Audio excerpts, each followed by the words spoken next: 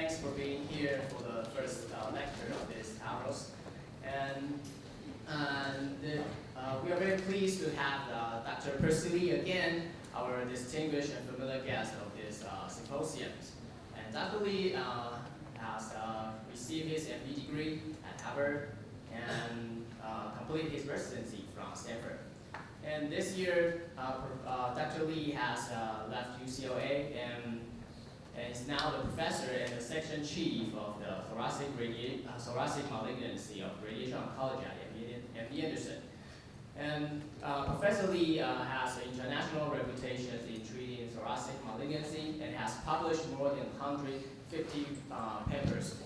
So this year, we're very happy to have him again to speak to share his comment on radiotherapy for lung cancer. So, ladies and gentlemen, please join me in welcome Professor Lee.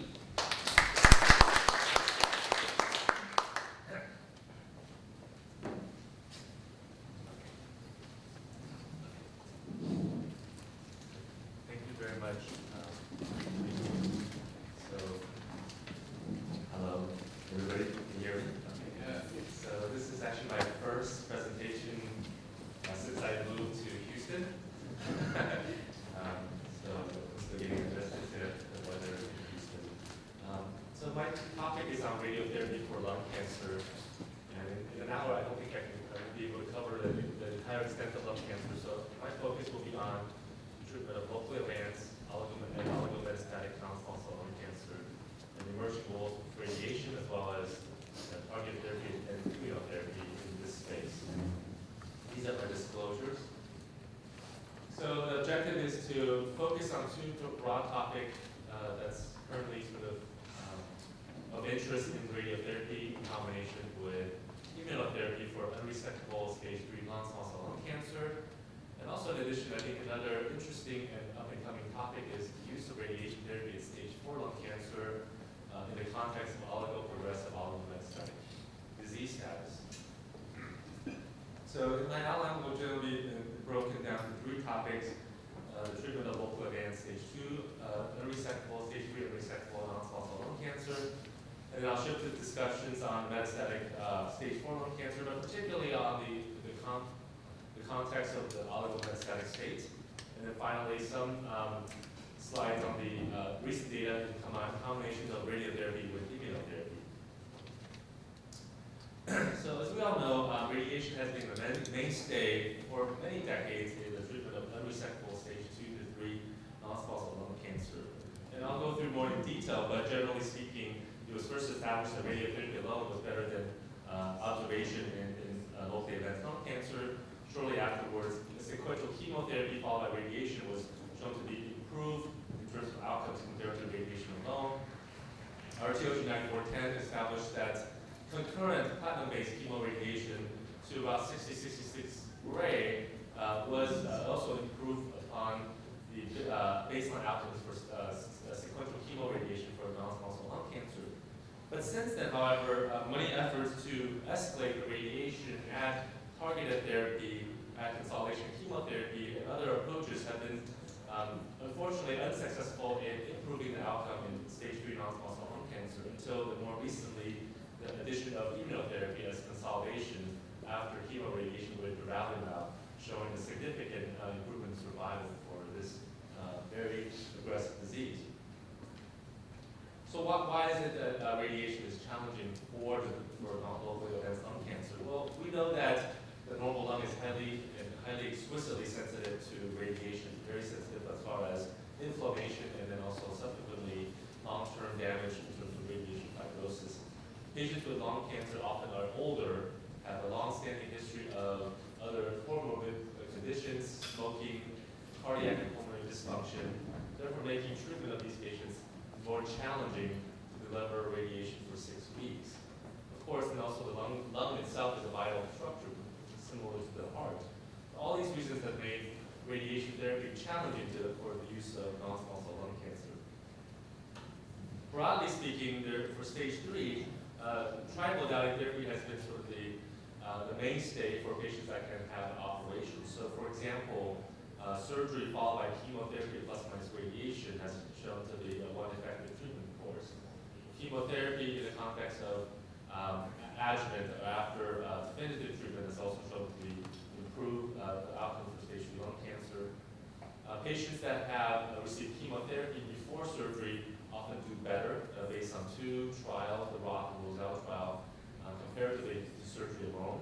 And finally, the third modality would be the combination chemo radiation followed by surgery for a subset of patients who are eligible for a treatment like this. So how did radiation get established as the standard of care for lung cancer?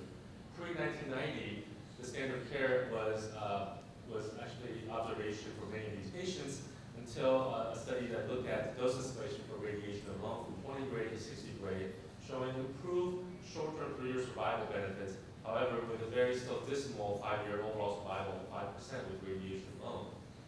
This quickly led to studies to look at combination of induction chemotherapy followed by radiation versus radiation therapy alone.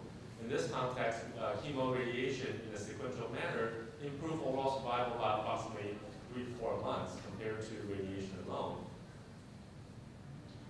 A landmark study was RTOG 9410, where the study design was 3 arms, comparing definitive chemoradiotherapy as the experimental arm in 2 different manners, with single-day radiation therapy versus twice-a-day radiation therapy versus sequential chemotherapy followed by radiation.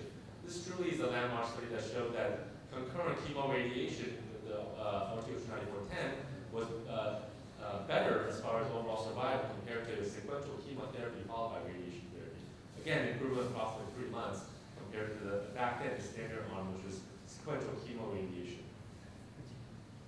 So, are there any additional data to support the use of concurrent chemotherapy? Many challenges given concurrent chemoradiation include sort of toxicity, patient tolerance, fatigue, neutropenia, etc. And so this pool analysis really solidified the fact that concurrent chemoradiotherapy was better than sequential chemoradiotherapy by a meta-analysis of over 1,200 patients. So over 6 years of follow-up in this study, where the hazard ratio was 0.84, with approximately 6% improvement in absolute overall survival benefit in patients that get concurrent versus sequential chemoradiotherapy. So in our opinion, I think concurrent therapy should be the standard of care for a majority of patients that are eligible for chemotherapy or radiation in stage 3 cancer. As I mentioned before, additional attempts to improve upon these outcomes have been attempted, including the use of consolidation chemotherapy. Why do we want to use consolidation chemotherapy? Well, the medical oncologists would argue that the chemotherapy given with radiation therapy is only 2 cycles, and oftentimes given at dose that's lower than definitive chemotherapy. Despite this, however, consolidation chemotherapy over the last 2 decades, over 10 to 15 studies have shown low efficacy without a real benefit in terms of overall survival, patient quality of life, etc. And there are a number of reasons that this could be the reason for this. Perhaps that inability to consolidate therapy could be due to the fact that they've gotten most of the benefit by giving it concurrently with radiation. And also there's consolidation chemotherapy is highly toxic with a lot of toxicities after patients who had definitive chemoradiotherapy, and they often can't get to the 4 cycles of treatment because they're still suffering from the toxicity of radiation therapy with things like esophagitis and pneumonitis. What about radiation dose escalation? Does higher doses matter? So historically, there have been phase 2 studies looking at standard radiation doses, approximately 60 gray, showing a median survival outcome between 16 and 20 months, displayed here by the number of studies over the last 15 years. Also, similarly, phase 2 studies escalating the dose to 74 gray single-arm trials have shown that potentially higher doses of radiation therapy can improve upon the outcome with survival rates between 17 and 30-some months. So based on this premise that higher doses of radiotherapy could improve overall survival, RTOG 0617 was launched compared to 60 versus 74 gray. This is a randomized 1-to-1 phase 3 study run by the Crawford group in the US, comparing 60 gray with or without cetuximab versus 74 gray with Taxol-based chemotherapy with or without cetuximab. The primary endpoint was overall survival, with secondary endpoints of PFS and other multiple secondary endpoints for quality of life and other biomarker-based studies. And surprisingly, the overall survival was inferior with higher doses of radiation meaning that the 6 to 18-month overall survival was 66.9% for patients who get standard dose 60 gray versus 54% in patients that get higher doses of radiation therapy. This was borne out after actually interim analysis showing that there was no possible way that additional patients enrolled in the study would alter the outcome by completing the study. So the study was closed short of the accrual goal. In addition, what's interesting is that there's actually inferior local control with higher dose of radiation therapy. This is very counterintuitive. Even if survival is detrimental, you would think that higher doses of radiation in many other disease contexts would improve local control. So in this context, again, local control was only 25% versus 34% in patients that receives higher dose radiation therapy. How could this be the case? Some have argued that perhaps the margin status was too small in order to escalate the radiation dose. Perhaps lack of experience based on treating patients with such higher doses allowed for marginal misses. There's also a possibility that underdosing of the disease in order to meet protocol specified normal tissue constraint was one of the reasons why local control was forward. Additional things that we can learn from the study includes understanding who benefited from standard chemoradiation therapy. So as you can see from this table, again, there's level 1 evidence now showing that dose escalation using conventional fractionation led to inferior overall survival, inferior local control. Therefore, it's difficult to justify in the modern era to increase radiation dose above 66 gray. In addition, patients with squamous histology did worse. Patients who underwent non-protocol specified contouring of the OIR, specifically the heart, also did worse. Heart dose was meaningfully also impacted survival. Patients with higher heart dose also did worse in this context of dose escalation. There's been many subsequent secondary analyses looking at which patients again benefit or not benefited from chemoradiation for locally advanced non-small cell lung cancer. This is a very interesting study looking at high versus low volume centers. High volume centers was defined by centers that accrue more than 3 patients per study for the entire study. It's not a very high number of patients. In those centers where there was quote unquote higher accrual, there was a 10% benefit in overall survival in those centers. So why is it that high volume centers do better? I think there's multiple reasons that might be the case. It's not necessarily just the radiation therapy, the team or physicists. It's also care coordination by nursing, by medical oncologists, by a hospital that has higher levels of service. When patients have toxicity, they get admitted faster, they get intervened on in terms of mitigation of esophagitis, pneumonitis in the course of their treatment. So I think this is interesting to note that centers that have high numbers of patients treated with lung cancer also did better, which is interesting because surgeons have always argued that patients should be treated at high volume centers. So I think in radiation therapy, we think that perhaps this study and others show that quality also matters. Quality of radiation, quality of the cancer center in terms of management of lung cancer is very important as well. Speaking of heart dose, as I mentioned earlier, reduced heart dose did predict for improvement in overall survival. That's something that's novel that's come out since the 0617 study. They also looked at comparison between IMRT and 3D conformal radiotherapy in this study. Approximately half the patients received 3D conformal radiation and half the patients received IMRT. The protocol did not mandate which patients should receive IMRT. It was based on each individual institution and their preferences for treatment. Even though IMRT significantly reduced radiation dose to the heart, it did not actually impact 2-year overall survival rate. However, this is complicated by the fact that patients who received IMRT in this study actually had bigger GTDs and more advanced stage lung cancer, which is fair to say because most likely IMRT was implemented when situations where normal tissue constraints were violated. So just because there was no overall survival benefit, it doesn't mean that IMRT did not meaningfully improve in survival because they were treating more advanced disease with tumors that were closer to normal tissues. And nevertheless, RB40 as a continuous variable predicted for decrement in overall survival as far as higher radiation doses to the heart was detrimental. Subsequent to this, other groups with large patient numbers have validated the concept that heart dose matters. So this one study particularly treated 416 patients to a dose between 50 and 85 gray. And also they've shown that heart B50 was an independent predictor for decreased survival. So we stratified by B50 gray to less than or higher than 25%.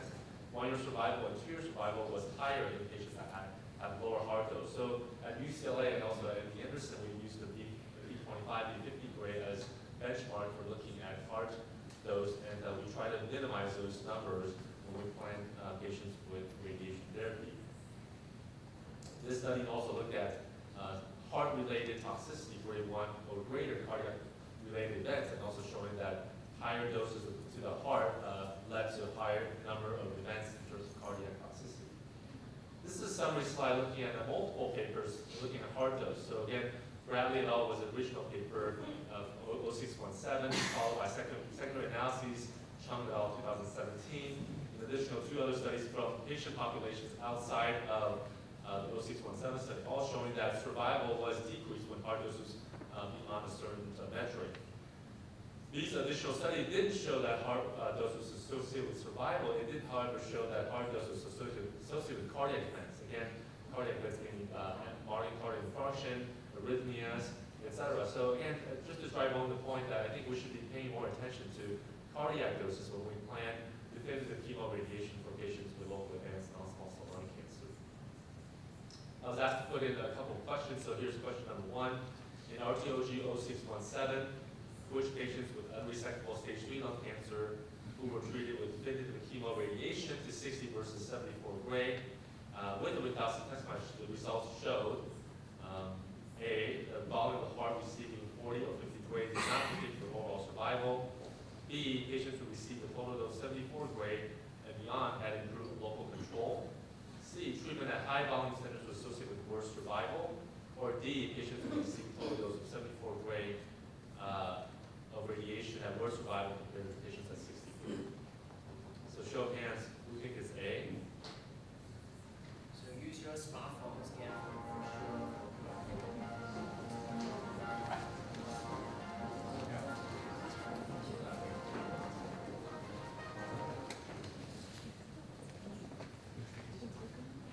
Okay, so actually, most of the people answer volume of heart that received 40 to 50 gray did not predict for survival. As I said before, it actually did predict for overall survival. Higher doses to the heart, patients had less survival compared to those patients that had lower heart dose. The answer is actually D. Patients who received a total dose of 74 gray of radiation had actually worse survival compared to patients who had received a standard dose of 60. The other 2 answers are also false. I think that's the system. Oh, okay. Just getting used to the system. Okay, so moving on to the immunotherapy. So again, the landmark study was the Pacific study, phase 3 study, that was published in 2017 and 2018 in subsequent New England Journal of Medicine articles. Pacific was a study looking at the use of consolidation immunotherapy, anti-PD-L1 drug durvalumab, after chemoradiation for stage 3 non-small cell lung cancer.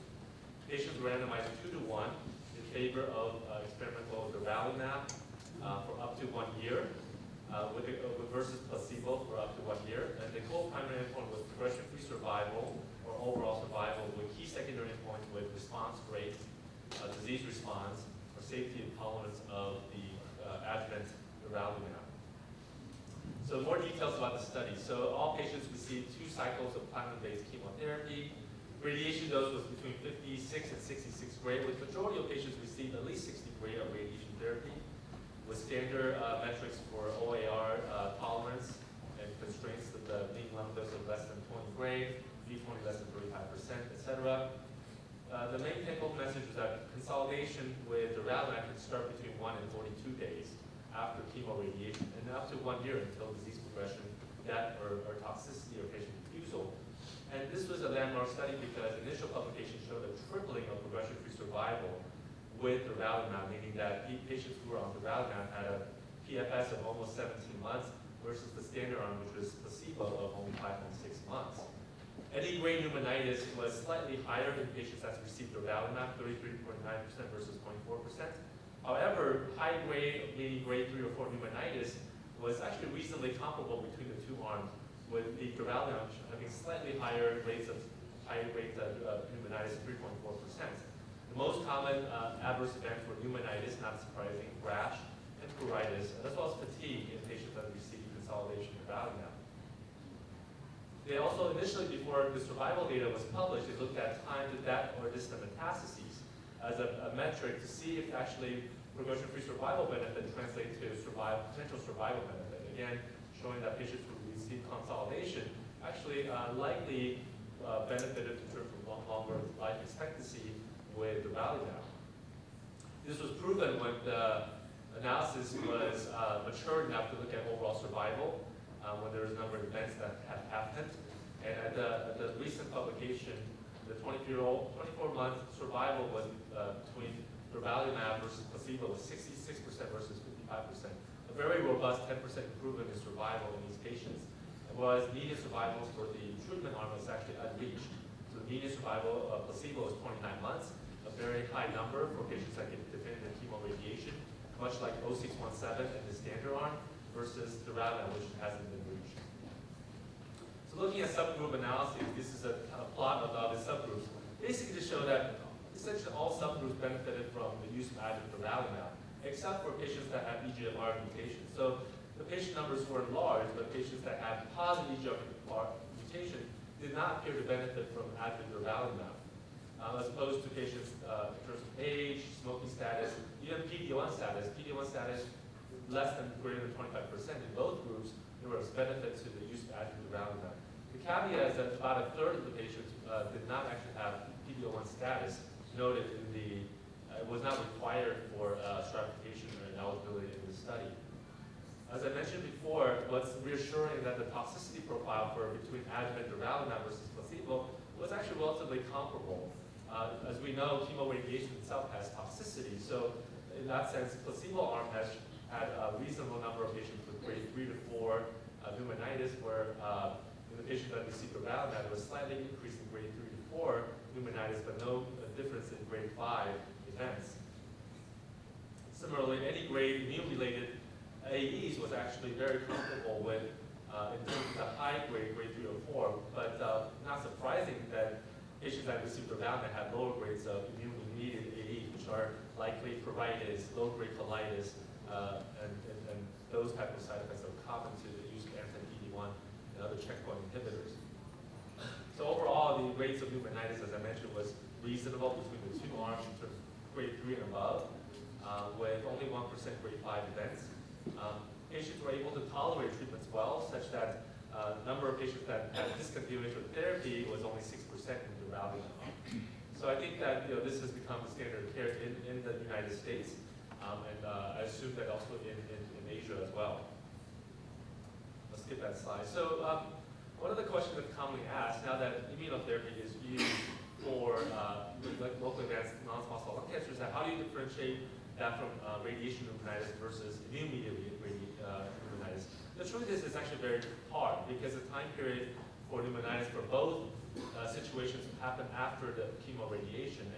And so I think at the end of the day, what's reassuring is that the treatment for both is similar. High dose of prednisone tapered slowly over 6 to 8 weeks is a treatment of choice. But importantly, I think that's one of the reasons why we have to limit our radiation to high quality types of treatment, such that we reduce the risk of radiation pneumonitis so that patients can get the full course of durvalumab without being hindered by the risk of radiation pneumonitis.